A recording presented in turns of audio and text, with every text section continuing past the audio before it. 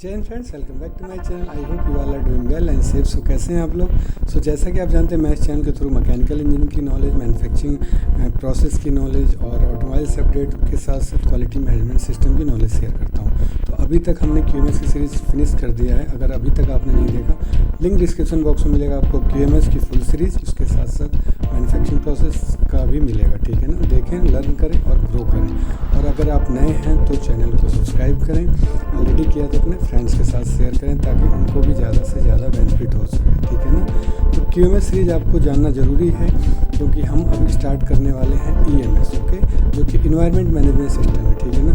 तो QMS और EMS का जो कि मैक्सिमम जो क्लासेस हैं वो कि कॉमन है, इसलिए आपको QMS में कॉन्सेप्ट क्लियर करना चाहिए, उसके बाद EMS पे चलेंगे। आज हम देखेंगे environment management system EMS ISO 14001:2015 revision. ठीक है ना? इसमें हम आज इंट्रोडक्शन देखेंगे, उसके बाद हमने चैप्टर वाइज जाएंगे क्लॉजेस पे। ठीक है ना? सारे क्लॉज हम क्लियर करेंगे विद एग्जांपल, जैसे हमने QMS सीरीज में किया था। उसके बाद हम लास्ट में देखेंगे introduce question and answer about ISO 14001:2015 revision. Okay, so brief में देखते हैं इन्वायरमेंट मैनेजमेंट सिस्टम क्या होता है। तो इन्वायरमेंट मैनेजमेंट सिस्टम का यही मोटो है कि जो हम प्रोडक्ट एंड सर्विसेज दे रहे हैं उससे हमारा इन्वायरमेंट अफेक्ट नहीं होना चाहिए। ठीक है ना? इन्वायरमेंट को सेफ में माइंड में रखते हुए हमें अपने प्रोडक्ट एंड सर्विसेज प्रोवाइड करानी है। 2015 डिवीजन जो कहता है वो हमारा रिस्क एंड असेसमेंट देखना है, जैसे कि हम QMS में रिस्क एंड असेसमेंट करते हैं, इसमें हम करेंगे एस्पेक्ट एंड इम्पैक्ट। जो प्रोडक्ट एंड सर्विसेज हैं उससे क्या एस्पेक्ट्स हैं, उसका हमारे इन्वायरमेंट पे क्या इम्पैक्ट आता है। ठीक है ना? किस टाइप का पोल्यूटेड है, क्या है वो हो रहा है, किस टाइप का पोल्यूशन हमारे इन्वायरमेंट में हो रहा है हमारी प्रोडक्ट एंड सर्विसेज से, तो उसको एलिमिनेट करना है। ठीक है ना? उसमें कई टाइप के पोल्यूशन आ जाते हैं, उसके लिए मैं सेपरेट वीडियो बनाऊंगा टाइप ऑफ पोल्यूशन, और इसको आप फुल्ली क्लियर करने के लिए आप QMS सीरीज ज़रूर देखें, इसलिए मैं बार बार फोर्स कर रहा हूँ। ठीक है ना? QMS सीरीज देखने के बाद आप आएंगे EMS पे तो ज़्यादा कॉन्सेप्ट क्लियर होगा। So without wasting the time चलते हैं स्क्रीन पे बेटर अंडरस्टैंडिंग के लिए। हाय फ्रेंड्स, हम स्क्रीन पे आ चुके हैं और स्टार्ट करते हैं आज का टॉपिक जो हमारा है इंट्रोडक्शन है environmental management system ISO 14001:2015 revision. Okay, so आज बेसिक देखेंगे इसका इंट्रोडक्शन और इसका बेनिफिट्स क्या क्या होता है। तो ये थर्ड एडिशन आया था जो 15 सितंबर 2015 में आया था। ठीक है ना? और जो इससे प्रीवियस था वर्जन था वो 2004 था। ठीक है ना? तो 2004 में आप देख सकते हैं। उसके बाद इन्होंने जो रिवाइज़ किया थर्ड एडिशन दिया वो था 2015 में। ठीक है ना? तो ये आपको कॉन्सेप्ट क्लियर रखना है, कभी भी इंटरव्यूज़ में भी ये क्वेश्चन पूछा जाता है, बहुत ही इंपॉर्टेंट क्वेश्चन एक्चुअली, कि इससे प्रीवियस वर्जन क्या था, तो आपको पता होना चाहिए। 2004 रिवीजन था, उसके बाद 2015 रिवीजन हुआ। ओके, एंड थर्ड एडिशन बोलना है आपको। नेक्स्ट देखते हैं what are the environment management system.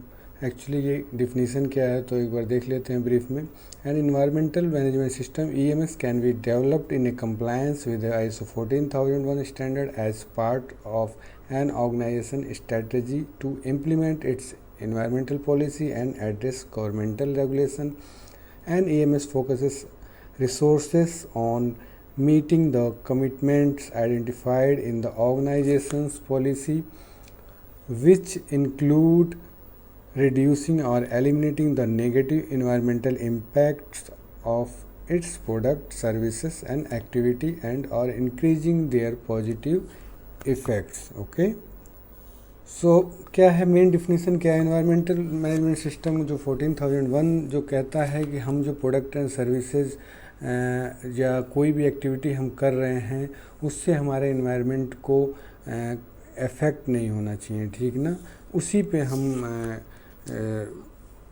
पे जो हमारा है 14001 का पूरा स्टैंडर्ड है, उसमें जो रिस्क आते हैं, जो एस्पेक्ट आते हैं, उनका इम्पैक्ट क्या होता है, उसको फाइंड आउट, उसको एलिमिनेट कैसे करना है, यही हमारा 14001 स्टैंडर्ड कहता है। ठीक है? इसके हिस्ट्री में एक ब्रीफ में देखते हैं, history of environment management system. So 1973 में एक्चुअली ये डेवलप हुआ था। उसके बाद रिवीजन काफ़ी सारे आए, 92, 93, 94, 96, 2005 एंड जो अभी चल रहा है वो है 2015 revision. Okay, this is the existing and running version. Okay, जो कि तो पहले ही मैंने आपको बताया 2015 रिवीजन जो है सितंबर 2015 में लॉन्च किया था। नेक्स्ट, इन्वायरमेंटल मैनेजमेंट सिस्टम के कंपोनेंट्स देखते हैं क्या है। The 3 primary processes of management system include core process, their output and identification of significant environment aspects and impacts, key supporting process such as those maintaining awareness of legal requirements, ensuring competencies of employees, providing infrastructure, communicating EMS information and monitoring, evaluating environmental performance.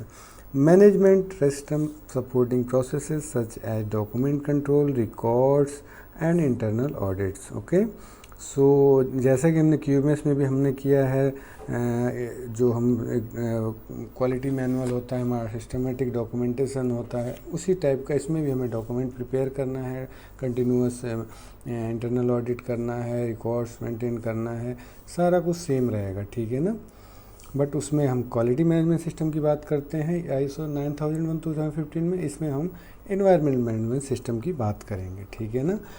Like many quality management system, environment management system reinforce a need to align processes into integrated system of processes, all focus on providing the highest value of customer. In this sense, the primary customer of EMS local, regional and global environmental. Okay, secondary customer may be include organizations owner or shareholder customers, agencies or employee. Okay, next, environmental management system की definition एक बार PDCA cycle के through देखते हैं क्या है।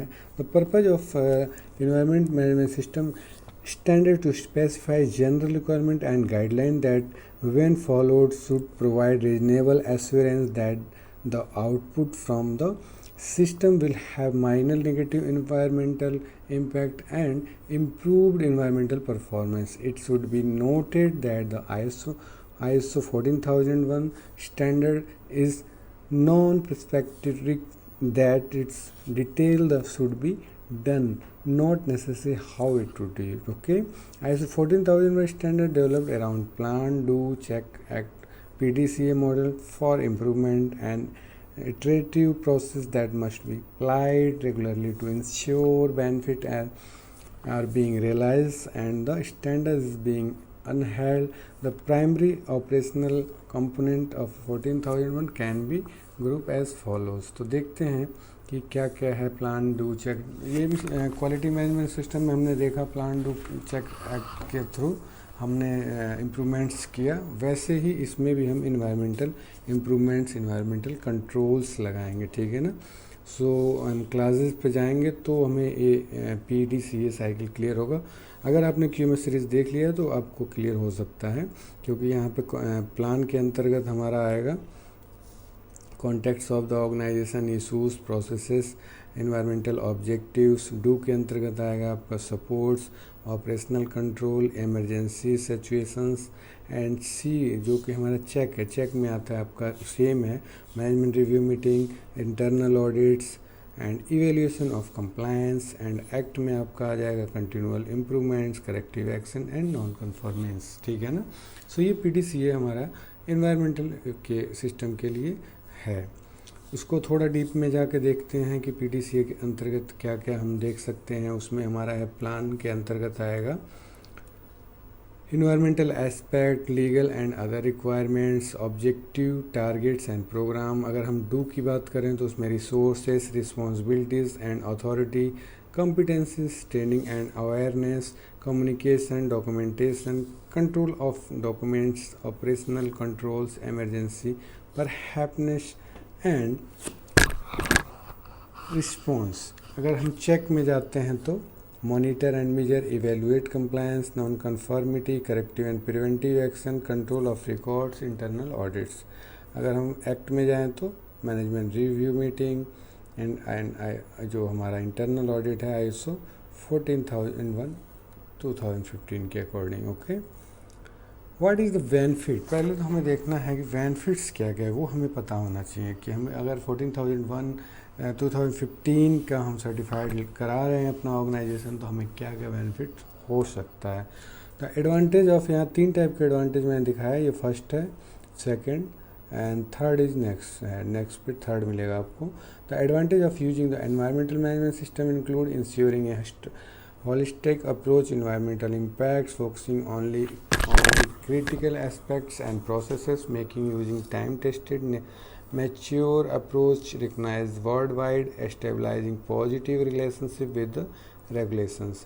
Second one is economic benefit of implementing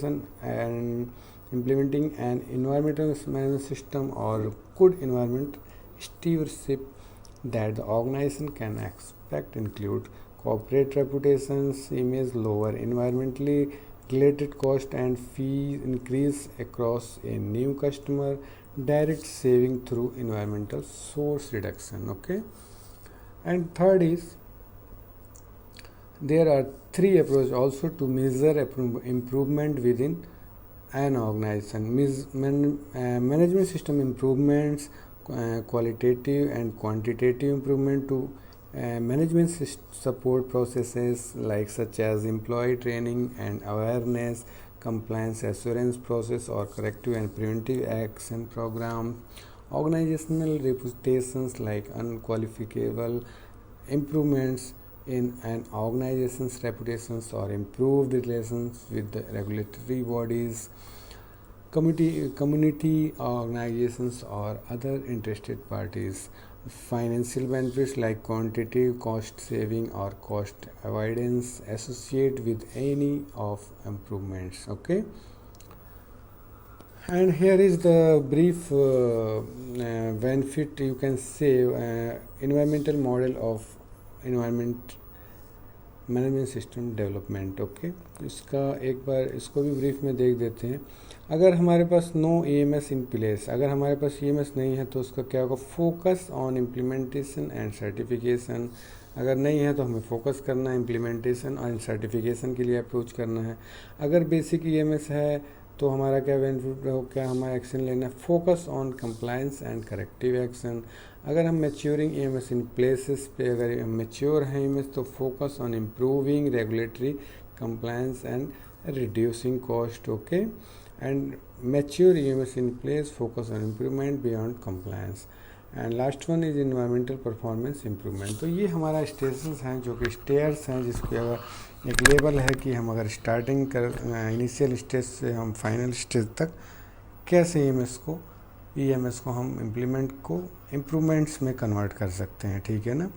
first अगर हम implement करते हैं तो उसमें हमें फर्स्ट एलिमिनेट करना है जो कि हमारा इन्वायरमेंटल इफ़ेक्ट डालता है, इन्वायरमेंट को पॉल्यूट कर रहा है, उसको हमको काज को एलिमिनेट करना है, उसको रिड्यूस करना है। अगर वो हम फिर उस लेवल पे आ जाते हैं तो उसके बाद हम इम्प्रूवमेंट्स की बातें करेंगे। ठीक है ना।